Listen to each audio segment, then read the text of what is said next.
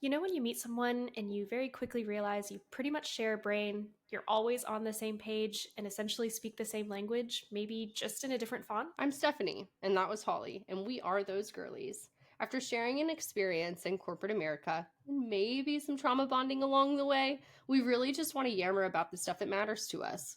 Join us as we discuss navigating self love and growth, marriage, sobriety, and the hamster wheels that are our brains. And welcome to Same Language, Different Font. Hey guys! Good morning, everybody. How the Good heck are morning. ya? It is a Saturday morning and I'm really excited. Today we're talking about breaking the mold. And I Yes, we feel are. like there is so much that comes with that. We talk about how time is so important. It's a hot commodity. Is that a Yes, good way ma'am. to It Cool. is. So we know that that's one of your most precious and finite resources. So we Mhm. are trying to make it easier for you guys to stay engaged in these episodes and listen through fully and not see that it's a full hour commitment that you have to make. So we're trying to make them smaller, break them up into different parts. Yep. But that does mean that we will be posting them weekly. Yeah. So we're going to try it out. We're going to see if it works better for you guys, if it works for us as well. We got to find that balance, but we're That's really it. excited to make this a little bit different, to try this out, see how it works. Switch So it put it in the comments what you think. If you enjoy the 30-minute eps, up. Amen. share the feedback. Let us know what you think. So breaking the mold, it really ties into everything in your day to day. I was surprised by how deep it goes into even the thoughts that you have every single day. And so I looked up the definition. Pretty much it starts as soon as you're born because we're a collective society and we live in communities and groups and we're immediately told and praised or judged by the things that we do. Yep. And our personalities and actions are tweaked right out the gate. This is good to do, this is not good to do. And a lot of that is understandable. You know, like there have to be some boundaries as to Yes. what you do as a human being. But the definition for having a breaking the mold mentality is challenging conventional thinking and established norms that can cause us to conform to societal expectations and stifle individuality or authenticity. And Mm. it pretty much, like I said, it boils down to every opinion you have. Is it truly yours or is it society's? Is it something that society told you? Yeah. I mean, I'm we've finding talked myself about. thinking that so much recently too. Oh, for sure. Well, it's one of those things. One of the things that I found in my research is that the main way to start breaking the mold is that you have to have some type of awareness that there is a Yes. mold that you're in. And so before we go any further, I have to say it and I have to shout it out because it is by no convenience or happenstance that Big Man did this today. I Halls forgot again. Halls has officially broken the mold of drinking alcohol for 365 days as of today. Shout out to Halls for her 1 year sober. Oh my gosh, Halls, you broke one of the most stigmatized, just overhyped, just like if you don't do it, what are you doing? Molds of all of them. Yeah. But I think it's just so convenient how it all ties in together because we're talking about this big one that Yeah. unless, like I said, you have that awareness and you were the first one to say, this is weird. Why am I doing this? This Yeah. is not something that is adding any value. It's, who am It's I not doing this serving for? me. Yeah. Right. Who am I doing this for kind of deal. So it's just, that is the ultimate full circle moment, if you will, of seeing something, addressing it, changing it, and then seeing the other side of it once you've broken out of that. Like, it's just, I think that it's just perfect timing. And I just love the Big Man for doing that to us today because it was just something that I knew I had to get out, right? Because I'm just really, really proud of you. And I know that our listeners are going to be so, so proud of you when they get a chance to take a listen to this one. So, but Halls is absolutely right. It's just, it can be as little as saying, oh, what's my big one, Hall? Saying I'm sorry after everything. Saying I'm sorry. I feel even attacked. No, because it's actually funny because I mentioned something about it to OG, just about how I would walk into the gym locker room and somebody is walking out of the gym locker room, and you almost have that collision moment. And I caught myself. Yeah. I'm sorry. Why am I sorry? I didn't mean to do that. That wasn't. So I switched Bro, I up. do it to tables. And I run into tables and I'm like, oh, sorry. Oh, sorry. What? But it's that awareness of catching it. Like I'm not sorry, but I do want to say excuse me. I do want to say pardon me, something along those lines. So it can be something as little as that, or something as major as crushing 1 year of sobriety and breaking out of that mold. So yeah, that's just a little bit of what we've got going for you guys today. Sorry, I'm really excited for my girl. And I love this episode. I'm really, really excited for it. But thank you so much for the shout out on that, because I genuinely keep forgetting, because Em and I, we celebrated last night. He texted me while I was working and asked if we wanted to do some mocktails to celebrate. Yeah. I did realize, though, that a big part of why I liked margaritas was because I just like the taste of tequila. So I don't know if that's going to be my best mocktail.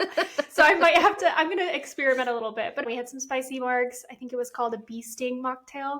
I'll post a picture of the recipe so you guys can check it out. But yeah, 1 year officially sober, which is baffling, but it's big man 100%. And for anybody that is new to listening to the Same Language, Different Font podcast, big man is God. We refer to him frequently. And also, by talking about breaking the mold, we're not experts by any means. I just really want anybody that's new to know that we just talk about our own experiences, our research that we find, and different things that we hear from people as we ask these questions preparing for each episode. But it's 100% big man in the fact that we were going to record this episode Tuesday of this week, I think. And then we pushed it. We're like, maybe we'll try Thursday or Friday. And then we're like, you know what? Saturday, just things kept coming up. Steph kept getting jobs for their business that they're starting. They had 3 jobs on their first day back. Yes. And it's just incredible to see he had those things come up so that we could record this Breaking the Mold episode on this 1 year anniversary. That's absolutely right. There's no such thing as a coincidence in my mind. Nope. But it's all perfect timing. Gibbs says it in NCIS. If anybody watches NCIS. Honestly, I love NCIS. Do you really? Okay, I really cool. do. I didn't know that. Yeah. I love me some Mark Harmon. I can't do scary stuff or anything. I don't do scary. I don't do horror. But give me a good true crime, or even a fake crime like SVU or something. And I'm like, I'm dialed in. I'm like, oh my gosh, I don't know. Yes, no, I love it. Anyways, side note. No, and so, yes, giving up alcohol and realizing that that's not actually something that you enjoy partaking in, that's a really good example of kind of an external mold that you're breaking. Yeah. I have that there are 2 different types of mold to break, external and internal. And that's just, again, my own opinion. And I have some examples for external ones, but internal ones are the things that you tell yourself and the mold that you build for yourself. I had so many. And it's things like, I'm not a runner. Why would I go running? Right. Okay, but what is a runner? Right. It's somebody who runs consistently. Okay, so if you start running consistently, doesn't that make you a runner? Right. Yeah. And so I was like dealing with a lot of that when I decided to run a half marathon. I was like, okay, I'm not a runner, but I'm going to try to do this and see if I like it. Because I always said, I'm not a runner. I hate running, but I never tried running. Majority of people say that they hate running. So I was parroting what they were saying without even having tried it myself. And I think, like you said, once you have that awareness, you see it everywhere. Holy cow. You're like, wait, is this me, or is this something I'm parroting? Do I know myself at all in any way, shape, or form? No. You're consistently meeting new versions of yourself, of course, but I do think getting down to I like the external versus internal. When you really do start identifying those internal, you're absolutely right. It's like a string. You start pulling at the string and then everything just starts. Yeah, 100%. That's my brain. That's literally my brain at this moment in time. I'm like, holy crap, my brain. We talk about rewiring, but maybe we should start saying we're unraveling our brains and we have to put it back together with what we actually know. 1000%, because it's not all I'm having so many epiphanies already and we're only 9 minutes into this. Well, and that's the thing is, though, is like you said, it's not all bad, because there are some things that are just, they're instilled in us from a young age. There are things that are just part of our culture, whatever the case may be. Right. But so I think I like that kind of unraveling, not rewiring, but having to unravel. And then, yes, this is the stuff I want to keep. This is the stuff that I need to go ahead and I need to get rid of. And I think, obviously, just like everything else, you go through phases and seasons where that changes, where what we were thinking and how we were acting in the past is not the same thing that we're doing now. Yes. It's just, it's an ever evolving, ever changing, rewiring, unraveling of our noodles. Yeah. And that's something that was a big one when it came to actually giving up the booze. So before I moved to where we live now, I was living where I went to school. And so I was surrounded by that group of friends whom I love dearly. Do not get me wrong. But because of who I was at that time and how I behaved at that time, I felt like I was stuck in that. And I knew I was ready to grow beyond it. And I was ready to make a change. And it kind of took a turn when my dad passed.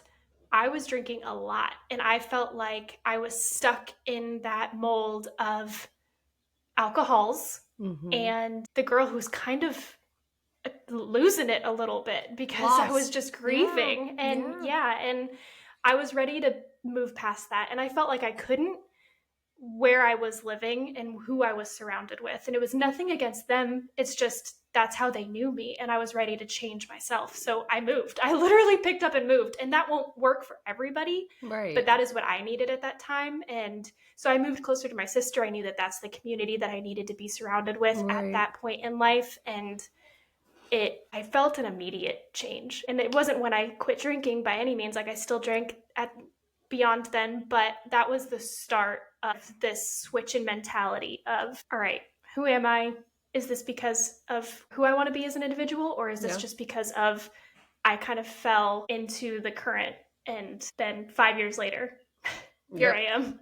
Let's fix this. Let's start unraveling a little bit. You got down the beach. I got way down the beach. You were way down the beach and didn't know, but it happened. That's how quickly it happens. And it's funny because I do feel like it's like that college era right there. It's that age. It's where you are in comparison to where your friends are, or there's just so many things, because I'm obviously sitting here thinking about, well, when did I, because that was one of my notes, is one of the personal costs of conforming to staying in the mold is that you can feel burnout, resentment, or the feeling of being stuck in a life that you didn't choose. Oh my gosh, feeling stuck. Yeah. And because I was thinking about that, I was like, no, I mean, because I don't feel like, obviously I do not in any capacity feel stuck in the life that I've built for myself right now. But I'm like, but I definitely have felt that feeling 1000%. And it was in that college era. It was in that college time where it was in that deciding, like, all right, who have I been? Who am I now? Who am I going to be? What is it about who I am right now that it's something that is just not sitting right in my soul, maybe, you know? It just is not. I felt like a fake and a phony, I think. Showing up in places where I felt uncomfortable, saying yes when I 1000% should have been saying no, like in any capacity. I felt the ick with myself. Yes. Yes, that part. I used to smoke cigarettes, and I smoked weed in my car and stuff when I'm driving, and just all of this things that I'm thinking about now, and things that I've talked to OG about, and I just like, man, who was that girl? Like, but it's that I was in that mold. I was hanging around people who were in that mold. I was not seeking out guidance from anybody, not in my mold, in that just kind of go with the flow type of style of life. That's kind of where I was. And it's funny because you think that sounds like, oh, go with the flow, it's all good. Like, no, it's not. You have to be intentional. You've got to keep that intentionality. Like, for real. And that's where it comes into play of, once you break past that mold, then I feel like that's kind of where it comes into, we talked about like distancing from some people, or maybe setting those boundaries to keep your peace.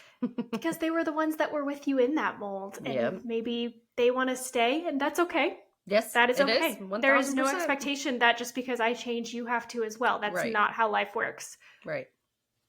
However, it is also okay to move on and just continue growing, even if that means leaving some people behind. It's hard. It's really, really hard. I'm not saying that because I'm like getting upset about it, because there are some people in my life that I do very much miss, but they were there for that chapter, and that's something that I will always cherish. Yeah.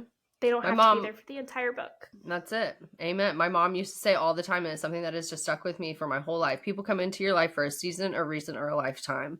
And obviously there's caveats to that. Of course, people can go away and come back, and people change. I used to be a firm believer that people couldn't change, that who you were at the core of you is just who you are. And I think I held that over my own head for a really long time. You couldn't be further from the truth. And I use myself now as that like beacon of like, no, people can definitely change 1000%, but they do. People come into your life for a season, a reason, or a lifetime. And sometimes it is just for that fun, the fun of college, the fun of making memories. Yeah. But no, I'm with you on that. It can be very difficult, but that is, it's funny. Like we've said 1,000 times, it all ties together. Well, once you start breaking that mold, sometimes you got to start setting those boundaries. It's just the way that it's got to happen, as painful as it can be. And, it's part of it. It's change, and change is not easy. We've talked about it 1,000 times, but if you're really going to go after it and you're really going to do it, staying in one spot is not, it's not the move. Yeah, that's not what life's about. And before I move on to some of these examples, I just want to shout out, because I know my people and my college friends that I love dearly are going to listen to this and be like, oh my gosh, I didn't know. What could I have done? There was nothing going on during that time that was on you. It was strictly a me thing. And so I just need to shout out my people. I know that you know who you are. It was something that I needed to do. It was nothing that you were doing. I was putting myself in a mold that I needed to get out of. So I love you, and don't you dare text me saying that you're sorry. Well, they're going to listen to this and just be like, what did I do? What could I do differently? That's the thing, is that so much of this, I feel like so many of these conversations is, well, what happened to you to make you feel this way? Who did this to you to make you feel this way? What was the cause of this? Bro, I was the problem. I was the problem. I am the problem. I'm going to continue to be the problem, but I'm working on it, and I recognize it, and I'm aware that I have problematic tendencies. So I have problematic tendencies. Are you going to miss this opportunity? Are you going to let this opportunity slide? It's me. Hi, I'm the problem. It's me. Come on now, Miss Taylor. She getting out there in Nashville with her little boo thing. Just absolutely beautiful. Anyways, okay, sorry. That was my Taylor shout out. Anywho, okay, so some examples that I found, and this we're going to have an episode later on. I was looking at our notes, and a lot of these really do tie into, we're having an episode that is societal lies and debunking them. So that's going to be like strictly examples. This is, I tried to minimize them as much as possible for this one, but that one is, that one's going to be a ride. Let me tell you, there are so many, and it's ridiculous how many things we listen to that couldn't are be further from the truth. Outdated is the nicest way for me to put that. But you have to be doing XYZ by a certain point in your life in order to be considered successful. Got that on my list. Yep. It's the Married traditional path. And a solid career by 30. Please. I just uprooted and flipped the table on my entire life at 34 because I did not like the career path that I had chosen for myself. Please do not let that mold hold you.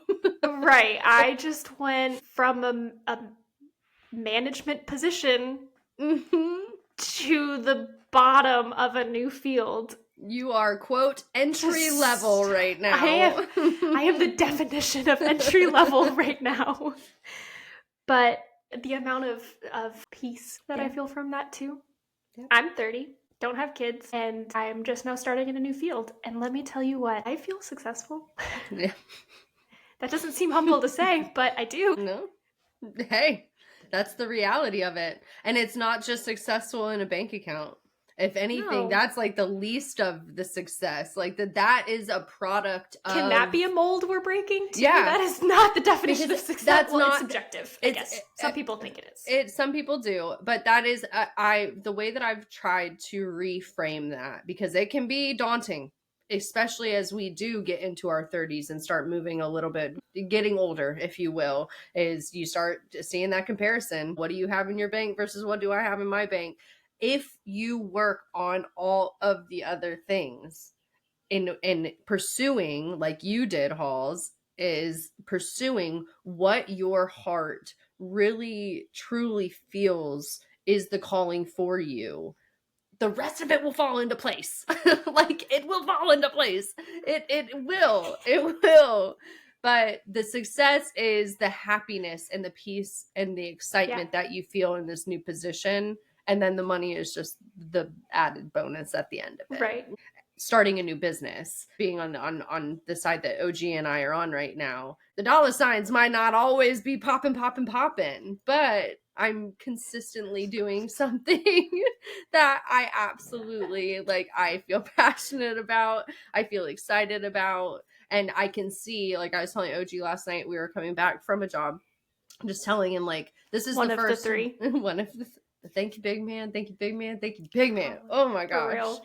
But I was, telling him this is the first time when it comes to work or a career that I feel like I could see a future. So I feel like I broke that mold for myself, because that mold for work and having a career and everything, no disrespect to my parents at all, but that was you go to college, you get your degree, you get a job, you stay at that job for 40, 50 years, you pay into your retirement, you retire. If you don't like it, oh well, it's a job. Like, that was something that was very much instilled in me from a very young age.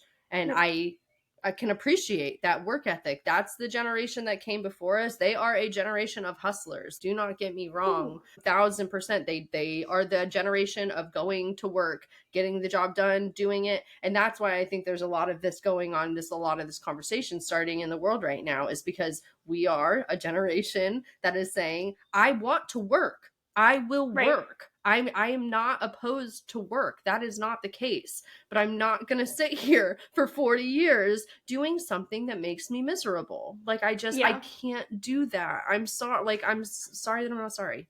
Are you? I was about to say, but are you? It's, Like, I think our parents' generation was, they worked for their families. Yes. And now we are working for ourselves to be the best for our families. Like, we want to work to not only provide, but to fulfill. Yes. And that, I think, is still something that is kind of perceived as like, is that actually realistic? Right. Is it something that I can attain? Can I work and enjoy it? Yeah, without question. It's not always feasible. Like you said about packing up and moving. I did the same thing. Halfway through school, I packed up and I moved to a different city because I felt like that would be the thing that fixed everything. It wasn't. Mm-hmm. But like just preface that, I moved back. But it's that same kind of thing. It's until you're 100% ready, it can be a move that no one ever makes. It can be a move that you just don't ever make. And that's completely and totally fine. But we're seeing a change without question, because we're not the only people having this conversation. There are millions of fonts in the world, and new ones are constantly being developed. If you happen to be one of those millions out there that speak our language and are still developing, just like we are, stick with us. We want to thank you for spending your time with us today, and we'll talk to you on the next episode of Same Language, Different Font. Love you, listeners.